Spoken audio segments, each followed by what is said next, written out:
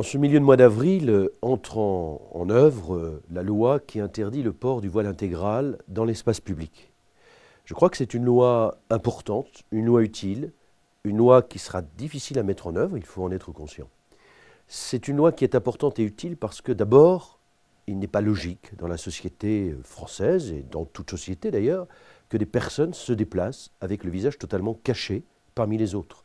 Il y a une relation humaine tout à fait naturelle qui fait qu'on doit voir le visage des personnes que l'on croise. Il n'y a aucune raison qu'il y ait certaines personnes qui soient ainsi cachées totalement. Je rappelle que le voile intégral, c'est notamment la burqa, qui fait qu'il n'y a que les yeux, encore, mais vraiment de façon très limitée, de la personne qui porte cette tenue qui soit visible.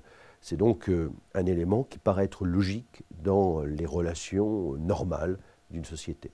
Ensuite, c'est aussi le rappel que dans la société française, dans la loi française, dans la République française, dans nos valeurs traditionnelles de la nation française, la femme est l'égale de l'homme. C'est une évidence. Nous avons mis en place des lois pour le rappeler. Des lois, par exemple, qui permettent aux femmes de mieux accéder aux postes de responsabilité politique avec la parité. Des lois qui permettent aux femmes d'accéder dans les mêmes conditions que les hommes à des responsabilités dans tous les secteurs de l'entreprise. Des lois qui permettent aux femmes d'avoir les mêmes salaires que les hommes à responsabilité égale. Et il est important de rappeler que cette égalité passe aussi par la façon dont on se comporte à l'égard des femmes. Et la loi française ne permet pas d'abaisser la femme en la cachant derrière un vêtement, en faisant en sorte qu'elle n'ait pas le même statut que l'homme dans la société. Et si on explique que certaines religions veulent le faire, eh bien on ne le fait pas en France, parce que la religion s'efface devant la loi française. La loi française est prioritaire. C'est un des grands aspects de ce principe fondamental de la laïcité qui fait que, bien évidemment, on respecte toutes les religions.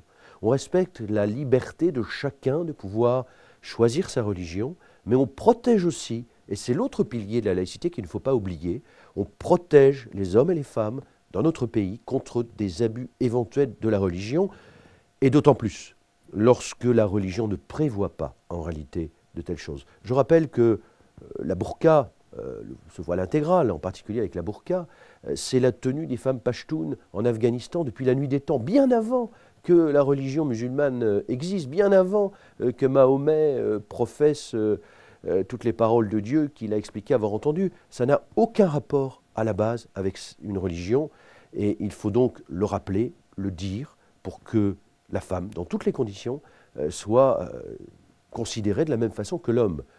Mais c'est une loi qui sera difficile à mettre en œuvre, on en est conscient, parce qu'il faudra verbaliser, il faudra appeler aussi à une attitude de formation pour expliquer les côtés négatifs de cette tenue.